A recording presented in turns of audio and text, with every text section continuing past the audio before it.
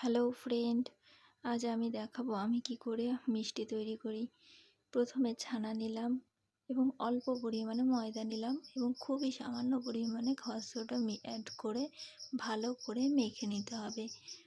এই ছানাটিকে প্রথমে হাতের তালু দিয়ে ভালো করে মেখে নিতে হবে।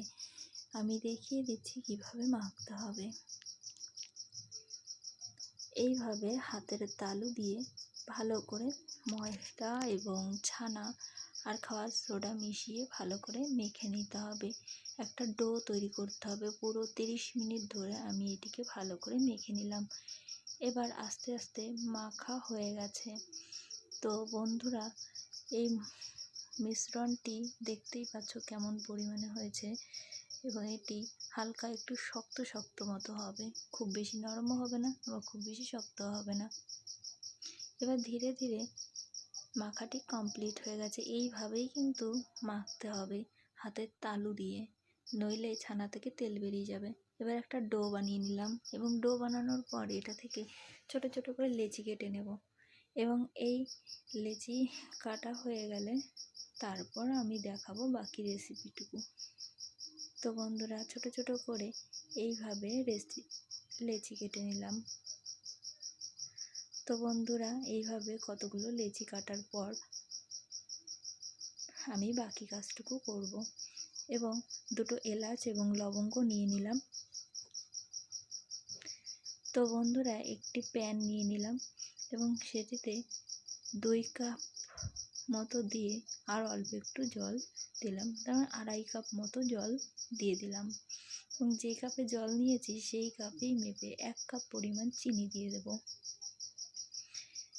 এবং চিনি দেওয়ার পর জলটা ভালো করে ফুটে এলে তারপর আমরা ভালো করে দেখব এটি হালকা গাঢ় গাঢ় হয়েছে কিনা এবং তারপর একটু নুন দিয়ে দিলাম, 2 এলাচ, একটি লবঙ্গও দিয়ে দিলাম। জলটা ভালো করে ফোটার পর দেখলাম যে গাঢ় হয়নি, তাই একটু চিনি বেশি করে দিয়ে দিলাম।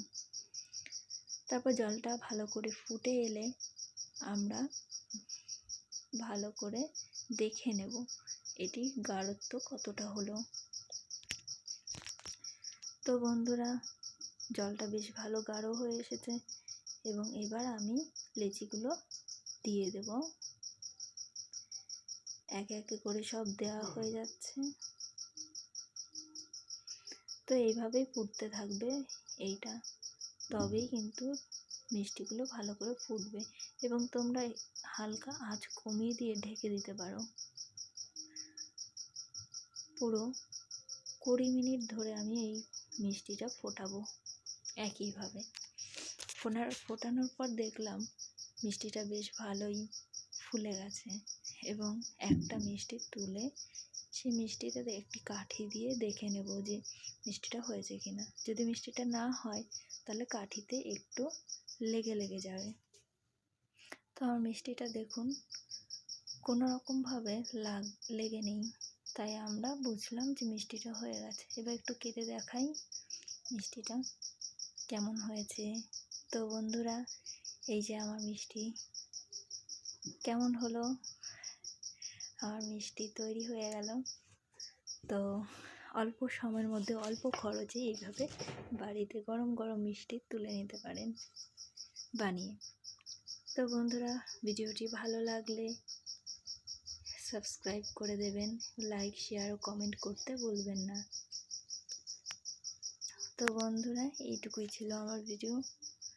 তো আবার নতুন কোনো ভিডিও নিয়ে অন্য কোনো দিন ফিরে আসবো। দেখুন আমার মিষ্টির রসটা খুব ভালো গাঢ় গাঢ় হয়ে গেছে এবং মিষ্টিগুলোও বেশ ভালো ফুলে গেছে। তো বন্ধুরা, কেমন লাগছে দেখে কমেন্ট করো, ভালো লাগলে অবশ্যই সাবস্ক্রাইব করো। এইটুকুই ছিল। Bye bye.